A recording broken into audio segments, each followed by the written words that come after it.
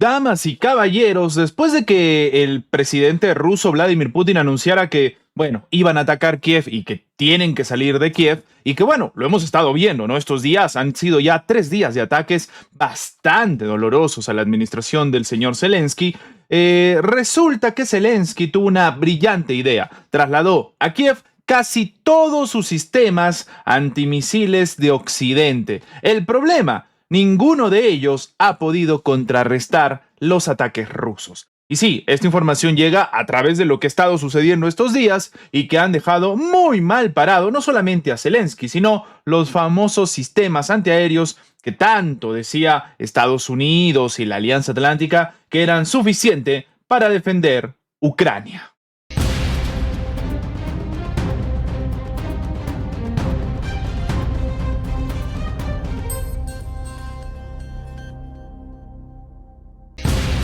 Bueno, a ver, el gobierno ruso había anunciado que iba a atacar Kiev, entonces claro, como tú anuncias algo, por supuesto, la otra parte tiene tiempo para prepararse, por así decirlo, ¿no? Y bueno, eso es lo que pensó Zelensky, quien trasladó, como hemos dicho, casi todos los sistemas antimisiles que le había dado Occidente colectivo, es decir, la Unión Europea, Canadá y Estados Unidos, pero estos no han podido contrarrestar los ataques rusos y por supuesto esta información ha sido muy bien recibida por el propio gobierno ruso. Y es que las armas rusas de alta precisión han demostrado su eficacia, y esto es lo que ha destacado el Ministerio de Defensa. El Ministerio de Defensa de Rusia ha declarado que el análisis de los recientes ataques de armas de precisión contra infraestructura militar ucraniana en la capital, en Kiev, ha demostrado la capacidad de las Fuerzas Armadas rusas para superar los sistemas de defensa aérea y antimisiles suministrados por los países occidentales. Malas noticias entonces, ¿no? Defensa aseguró que estos ataques alcanzan objetivos incluido en Kiev, ¿no? Ciudad que, a ver, concentra actualmente prácticamente todos los sistemas occidentales de defensa antimisiles trasladados allí por el señor Zelensky. Se trata entonces de ataques con armas de alta precisión y largo alcance, lanzadas desde el aire, mar y tierra, no solo contra objetivos en la supuestamente más protegida Kiev, donde Zelensky ha concentrado ahora prácticamente todos los complejos occidentales de defensa antimisiles disponibles. Los exitosos ataques realizados esta jornada contra dos instalaciones del complejo militar industrial en Kiev y contra la infraestructura portuaria de Odessa, Chernomorsk e Ismail en las provincias de Odessa confirmaron la capacidad de las Fuerzas Armadas rusas para atacar con fiabilidad cualquier objetivo en toda Ucrania. Así que señores, ay, ¿quién lo hubiera dicho, no? Malas noticias para Zelensky, el cual, bueno, pidió a los países de Occidente que le den armamento, misiles antiaéreos para poder defenderse. Se los han dado y no ha servido para nada. Ahora, claro, por supuesto, ante todo, muchos están diciendo que las armas rusas de alta precisión han superado entonces cualquier sistema de defensa aérea que Kiev o que Occidente le ha podido dar a Zelensky, ¿no? Así que efectivamente se ha confirmado. Lo que dicen es que han sido capaces de superar con total seguridad cualquier sistema de defensa aérea o antimisiles proporcionados al régimen de Kiev. Y aquí hay que hay que hacer un pequeño paréntesis. Muchos analistas dicen que esto no necesariamente significa que con esto Rusia pueda atacar a cualquier país y que no puedan defenderse, sino que lo que le dan a Ucrania es eso, ¿no? ¿Qué significa? Que de repente algunos países, por no decir tal vez únicamente Estados Unidos, tienen sistemas de defensa más avanzados y que, bueno, a Ucrania le están dando migajas, ¿no? Bueno, migajas bastante caras, tomando en cuenta que todos estos envíos de armamento se hacen previa coordinación y venta de Estados Unidos con dinero del contribuyente europeo, ¿no? Una locura. Pero bueno, el organismo ruso ha señalado que se tratan de ataques de alta precisión y de largo alcance en zonas aéreas, marítimas, terrestres y que tranquilamente han podido superar sin problema este escenario.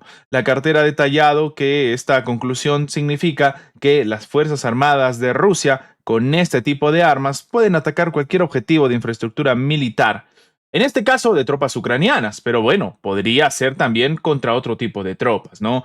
Así que lo han terminado confirmando desde la parte rusa, entonces están felices, orgullosos de esta situación en la cual ellos dicen no han golpeado infraestructura de combustible, energía, transporte, que por supuesto eran utilizadas por las fuerzas ucranianas. Y bueno, si han visto el video anterior, hemos explicado también cómo se lanzaron ataques en una zona, una zona urbana, ¿no? Había población civil y se generó una explosión tan fuerte que el propio Zelensky ya no lo pudo ocultar. Tuvo que salir a decir que, bueno, en esa zona había un depósito escondido, ¿no? Y claro, cuando le dijeron, oye, un momentito, a ver, un momentito, ¿estás escondiendo armas entre las casas de la gente? Él dijo, no, no, terrible esto, pero yo no lo he hecho, ¿eh? Es la empresa que contratamos. Oye, pero si tú le pagas a esta empresa, no sé, está interesante que te digan dónde están las armas. No, no, no, es responsabilidad de la empresa terrible. Fin del comunicado. Increíble lo que pasa en Ucrania. Y bueno, ya la cereza del pastel, con todo esto que ha sucedido y con un Zelensky que pensó que si mezclaba todos los sistemas antimisiles ahí plantados en Kiev iba a aguantar y no aguantó, también hay malas noticias por los que en su momento eran sus aliados, como es el caso de Polonia.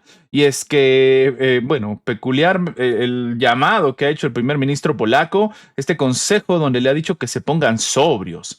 Es preciso para superar la disputa histórica entre Varsovia y Kiev, ¿no? Según dice él, que bueno, ya se dejen de estupideces, básicamente.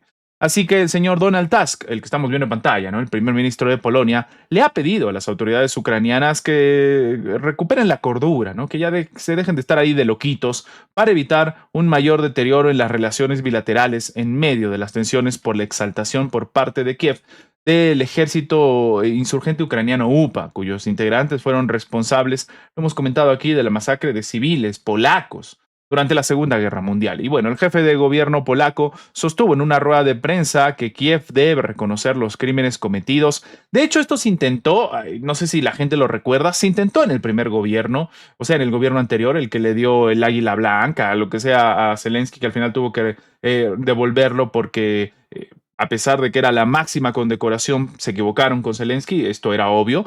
Pero bueno, esa administración, la anterior, eh, ya se había reunido con Zelensky, ya le habló de esta matanza que se había vivido en Bolinia, y lo único que dijo Zelensky es que a él no le enseñaron eso y no tenía ni idea, porque en las escuelas no le enseñaron nada de eso. Listo, ya está. Entonces, claro, el tema no es que quedó zanjado, peor todavía, se generó más preocupación, ¿no? Porque si una persona te dice que ni siquiera sabe de qué están hablando, significa que la formación en Ucrania deja mucho que desear, o esta persona ni siquiera está informada de las cosas históricas de su país, ¿no? Buenas o malas, sigue siendo preocupante.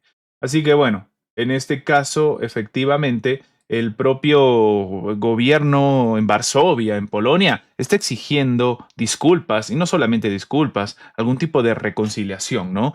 En vísperas del aniversario de la tragedia de Bolinia, sin duda podré pronunciarme sobre este asunto mañana, pero también hago un nuevo llamamiento a los ucranianos decentes, sensatos y responsables. Con estas palabras, deja entrever que Zelensky no es decente, sensato y responsable. Interesantes sus declaraciones, ¿eh? Recordemos que además, de manera formal, Polonia ha prohibido el ingreso de Ucrania en la Unión Europea, ¿no? Recuerden que esta gran comunidad europea se basa en la verdad, algo que no es cierto, ¿eh? Y lo tenemos permanentemente cuando se celebra el Día de la Victoria en Rusia, pero bueno. Y la verdad es un fundamento absolutamente indispensable para la reconciliación.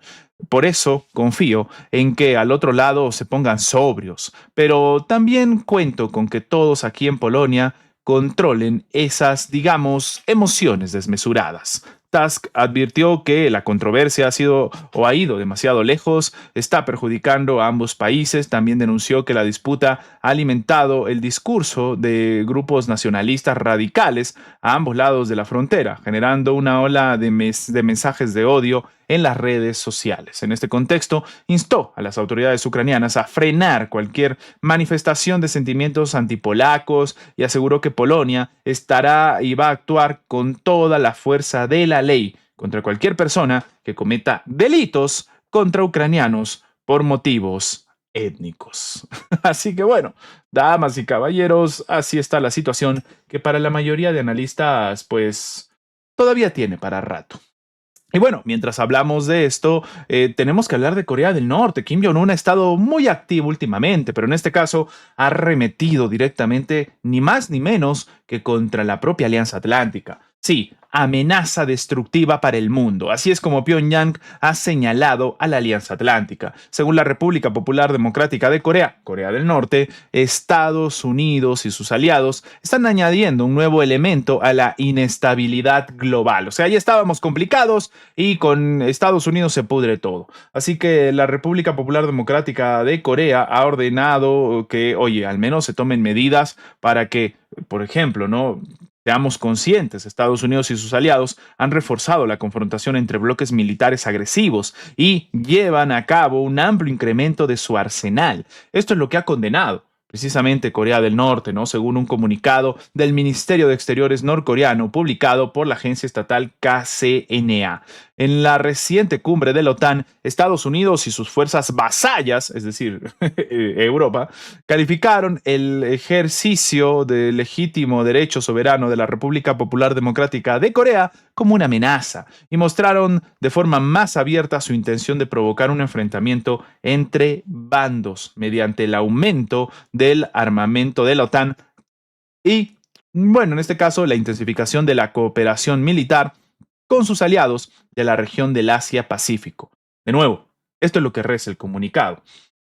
Y bueno, en este escrito Pyongyang también expresó su profunda preocupación porque Estados Unidos y sus subordinados están añadiendo un nuevo elemento de inestabilidad, ¿no? Esta confrontación donde se generan bloques. La mayoría de analistas, y a ver, esto no es algo aislado, lo que está diciendo Corea del Norte, la mayoría de analistas dicen que se puede hablar de una guerra mundial cuando ya se puedan distinguir bloques militares. Y bueno, esto es una realidad a día de hoy, ¿no? Y bueno, en este escrito Pyongyang también expresó su profunda preocupación porque Estados Unidos, como dijimos, están añadiendo este nuevo elemento, ¿no? Los actos imprudentes de las fuerzas de confrontación que representan una amenaza destructiva para la arquitectura de seguridad mundial y constituyen una justificación real para renovar y ampliar las capacidades de disuasión necesarias para hacerles frente.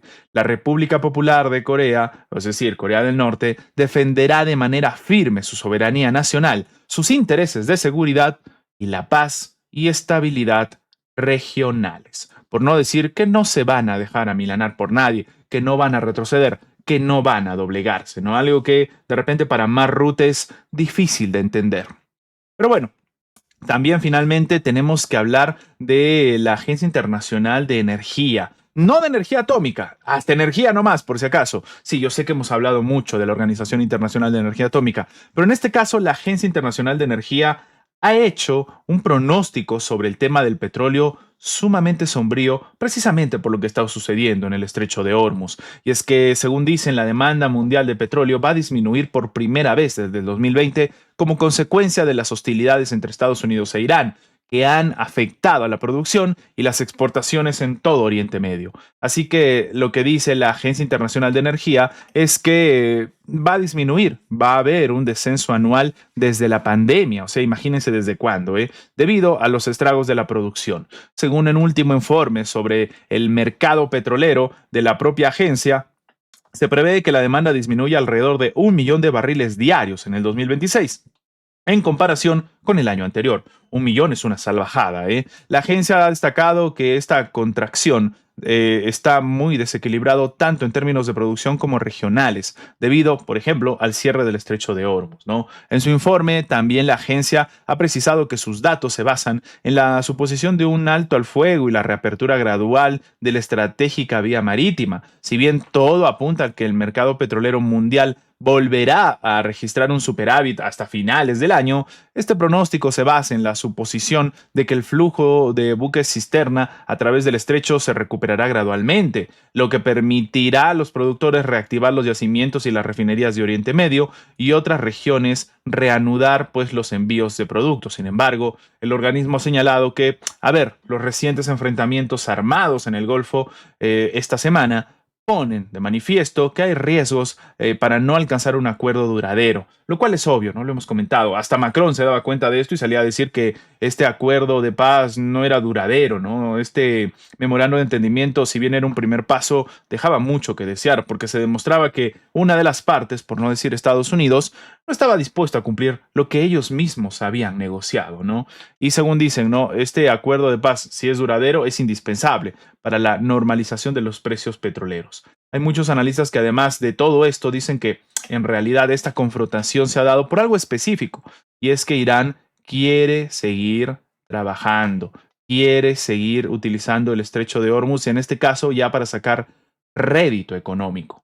Algo que por supuesto Estados Unidos ha intentado frenar, pero que incluso le ha sonado muy bien a Omán, la otra parte en todo esto. Así que, claro, el gobierno estadounidense que se vio obligado a atacar directamente a Omán, ahora ha preferido seguir la confrontación con Teherán.